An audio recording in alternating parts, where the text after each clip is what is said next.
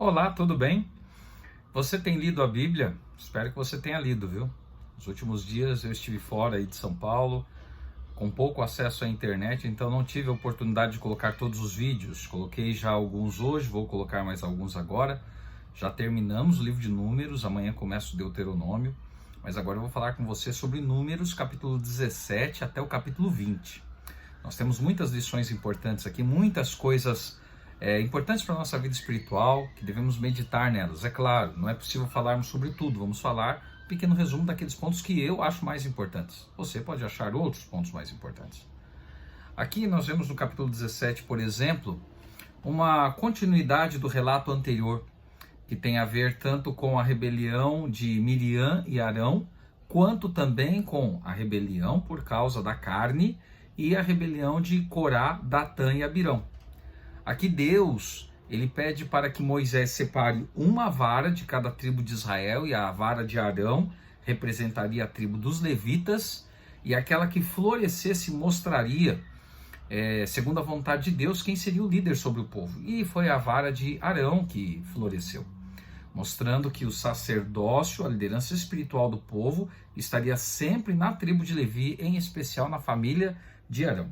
Depois nós vemos os deveres dos sacerdotes, no capítulo 18, a questão do dízimo, que está enfatizada aqui no Antigo Testamento. Até quem fala muito sobre dízimo tem que entender que o dízimo ele tem as suas bases no Antigo Testamento. E para aqueles que querem anular o Antigo Testamento, se o anulam, teriam que anular também a própria questão do dízimo, coisa que muitos não são favoráveis a fazer, mas dizem que o Antigo Testamento não tem mais valor.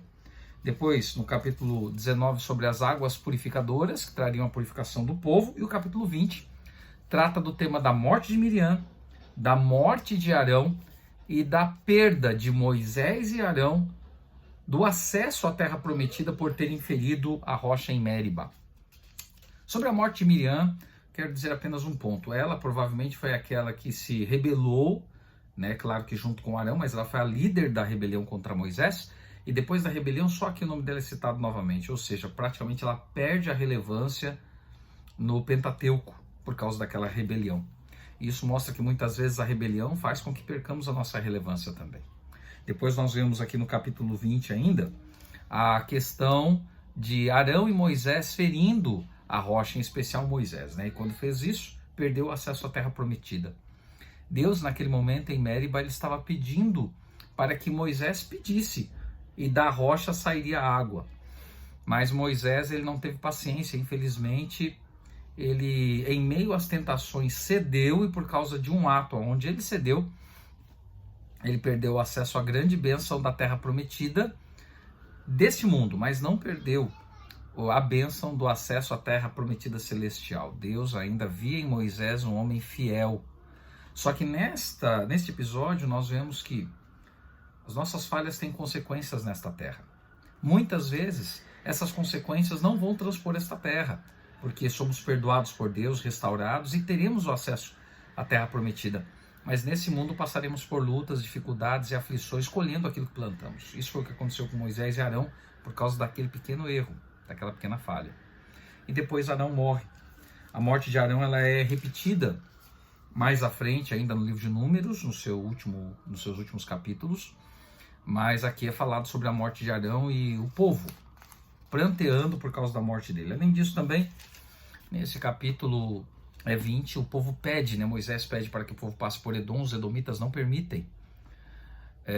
E isso não foi agradável aos olhos de Deus também. Muitas vezes nós pensamos que a perseguição não é vista por Deus, mas Deus ele sempre vê aqueles que nos perseguem, e um dia ele trará juízo sobre eles, como trouxe sobre os edomitas. Leia a Bíblia, busque ser obediente a Deus. As tentações serão muitas, como aquelas que Moisés e Arão sofreu. Mas nunca perca o foco. Nunca perca o foco das promessas celestiais. Com certeza, desta forma, a vida eterna será uma certeza para você.